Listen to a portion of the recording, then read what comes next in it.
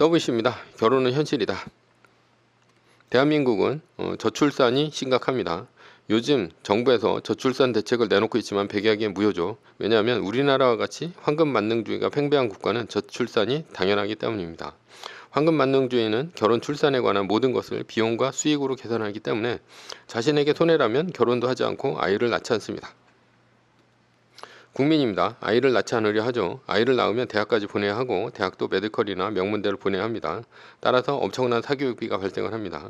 국민 대부분이 자신의 자산을 아이들 사교육비로 쓴다면 결국 자신의 노후는 준비를 못할 수 있습니다. 그러니 수익보다 비용이 큰 상황이고요. 결국 아이를 낳지 않는 편이 이득이 됩니다. 만약 아이를 낳으려는 사람이 있다면 사교육비를 쓰고도 노후 준비가 충분히 될 수 있는 일부 고소득층에서 가능한 일입니다. 국가입니다. 아이를 낳으라 합니다. 왜냐하면 비용은 대부분 국민이 지불하지만 수익은 국가가 보기 때문이죠. 예를 들어 국민연금은 적게 내고 많이 가져가는 구조입니다. 따라서 베이비붐 세대와 X세대 등 우리나라에서 인구 비중이 높은 연령대가 은퇴를 하면 국민연금은 곧 고갈이 됩니다. 그런데 아이를 많이 낳으면 아이들이 커서 국민연금에 가입을 하고 국민연금의 고갈을 늦출 수 있습니다. 그 외에도 아이를 적게 낳으면 국가학력 저하, 내수 소비 감소 등으로 국가 경쟁력이 저하될 수 있습니다. 결국 국가는 아이를 낳으라 하는 것이 이득입니다. 그래서 아이를 낳으라는 대책을 매일 내놓고 있는 중이죠. 그렇다면 개인은 왜 결혼을 하지 않을까요? 결혼은 현실이라는 말이 있습니다. 이 말은 주로 여자들이 많이 합니다. 말뜻은 연애 따로 결혼 따로라는 얘기입니다. 결혼은 사랑하는 사람이 아닌 조건에 맞춰 사랑 없이 결혼한다는 얘기가 됩니다. 모든 여성이 그렇다는 얘기는 아닙니다. 하지만 결혼이 현실이라 주장하는 사람의 결혼은 사랑이 아닌 수익과 비용으로 계산하며 결혼을 한다는 얘기가 됩니다. 예를 들어 결혼이 현실이라 주장하는 결혼 정년기에 여자가 있다고 칩시다. 여성은 결혼을 하기 위해 사랑하지만 가난한 남자친구를 버리고 결혼은 결혼 정보에서 돈 많고 전문직인 남자와 사랑 없이 결혼하겠다는 마인드가 깔려 있습니다. 그러니 여성들의 결혼 자체가 늦어지고 결혼할 사람 또한 적습니다. 결혼 또한 늦어져서 20대에 결혼하는 비율은 아주 적습니다. 그러니 30대가 되어서야 결혼을 결심합니다. 그러나 결혼을 하지 않더라도 부모님과 같이 살면 되니 굳이 결혼할 이유를 크게 못 느낍니다. 결혼 자체가 늦고 이 또한 경제력이 좋은 사람을 만나지 않는다면 굳이 결혼을 하지 않을 것이니 자연스럽게 우리나라의 출산율은 폭망 수준이 됩니다. 첫 번째는 상향혼인데요. 결혼이 현실이라 생각하는 사람들은 대부분 상향혼을 원합니다. 왜냐하면 여자들은 대학을 나온 상황입니다. 그러니 남자는 결혼하려면 무조건 대학을 나와야 하고 대학 중에서도 명문대, 대기업에 재직하거나 전문직은 되어야 결혼이 수월합니다. 거기에 외모, 집안, 키, 자산 등등까지 조건을 본다면 결혼할 남자는 찾아보기 극히 힘들어집니다. 그래서 결혼정보회사에 수천만 원을 주고서라도 자신이 원하는 남자와 결혼하려 주말마다 맞선을 보죠. 그러나 자신이 원하는 남자는 어리고 예쁜 여성을 원하니 매치가 잘 안 되죠. 상향혼을 원하는 여자들이 많으니 당연히 대한민국은 일본처럼 정책적으로 남자에게 정규직을 몰아줘야 합니다.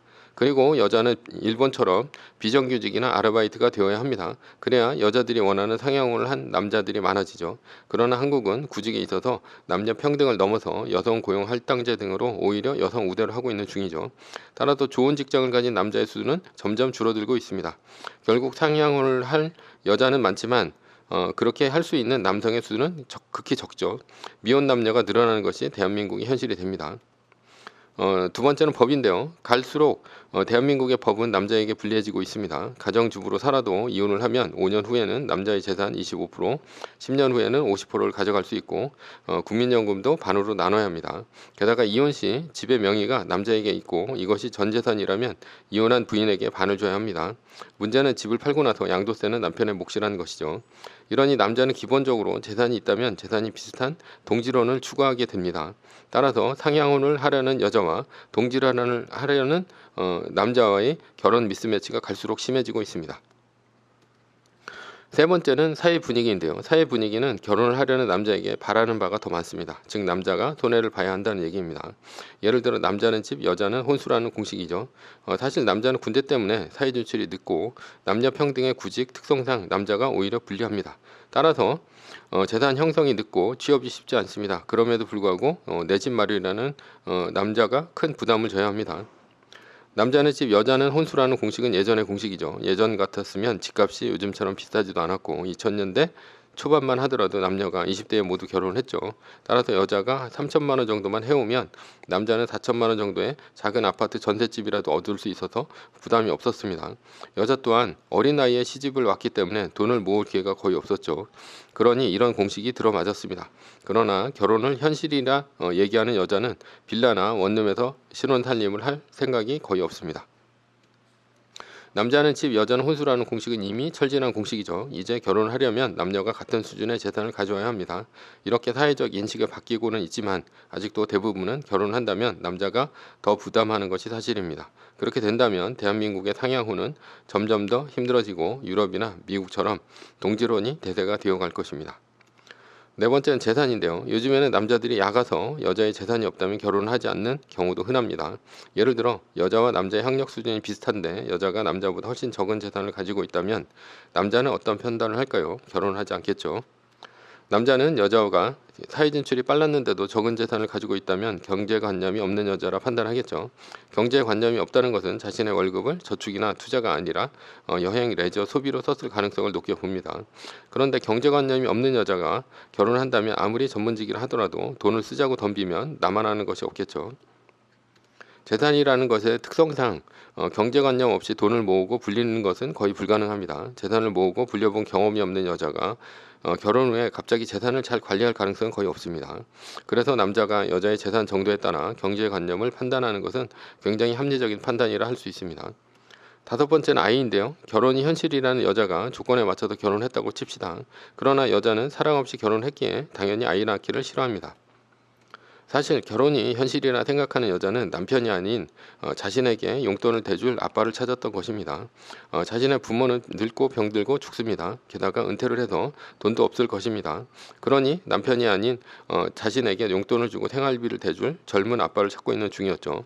여자는 남편의 아이를 낳을 생각이 없으며 집에서 가정주부로 살면서 편하게 살 생각뿐입니다.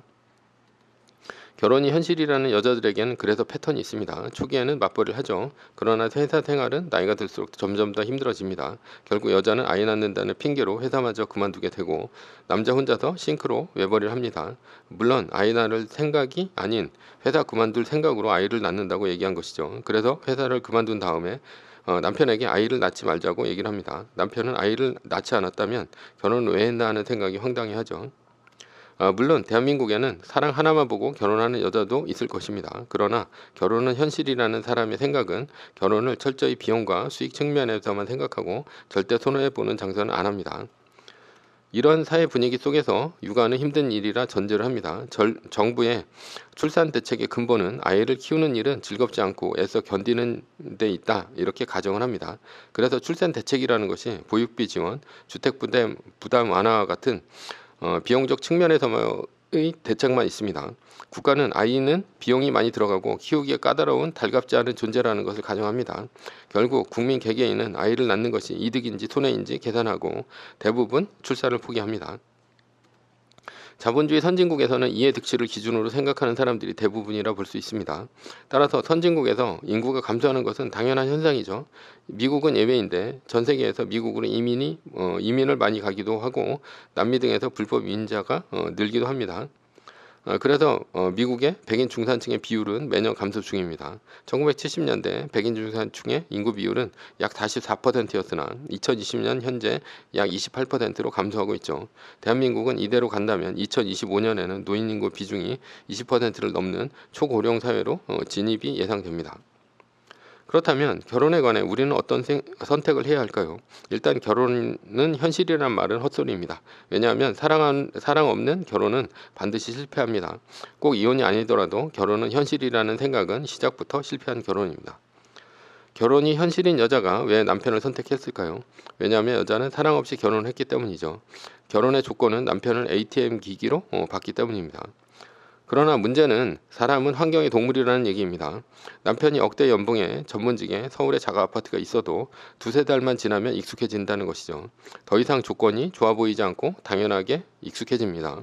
그리고 남편의 단점이 보이기 시작하죠. 작은 키, 볼품없는 외모, 전 남자친구와의 비교가 시작이 됩니다. 그리고 결혼 생활의 조건이 익숙해지는 그때부터 지옥의 시작입니다. 돈을 못 번다면 남편으로서의 의미가 없습니다. 따라서 남편이 실업, 파산을 하거나 병을 앓게 된다면 이혼은 필수입니다. 사랑 없이 결혼을 했으니 여자는 남편의 아이를 낳는 것도 싫을 것입니다. 남편을 사랑하지도 않으니 밥을 해주기도 싫을 것이죠. 물론 시댁 또한 맞득지 않을 것이니 결혼 후 부인과 시댁과의 사이도 좋지 않을 것입니다. 사사건건 부딪히다 결국 재산 분할을 노리고 이혼을 하거나 사랑 없이 결혼한 결혼 생활을 지속하게 됩니다. 결혼은 현실이라는 여자와 결혼한 남편이 최대의 피해자가 됩니다. 한국은 물질 만능주의, 황금 만능주의 사회입니다. 뭐로 가도 서울만 가면 된다라는 속담이 있죠. 이 얘기는 어떤 일이든 수단과 방법을 가리지 않는다는 뜻입니다. 그래서 여성 자신이 속이려고 작정하고 덤비면 남자는 알 수가 없죠. 남자는 결혼해서 자식 낳고 돈 모아 노후 준비하려는데 이런 여자 만나면 아이도 낳지 않고 재산도 잃는 상황이 될 수 있습니다. 따라서 남녀 모두를 위해 이런 여자와는 최대한 결혼하지 말아야 합니다. 결혼을 현실이라 생각하는 사람과 결혼한 부부 모두가 불행입니다. 결혼은 이미 시작부터 실패했다고 볼 수 있죠.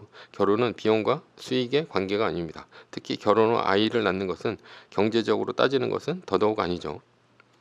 결론입니다. 결혼을 현실이라 생각하는 사람은 결혼을 하지 말아야 합니다. 내가 세상에 온 이유가 무엇일까요? 저는 아이를 낳고 나의 삶의 의미를 깨달았습니다. 만약 아이를 낳지 않았다면 지금의 저는 없었을 것입니다. 아이는 비용과 수익으로 계산할 수 없는 축복이라 할 수 있죠.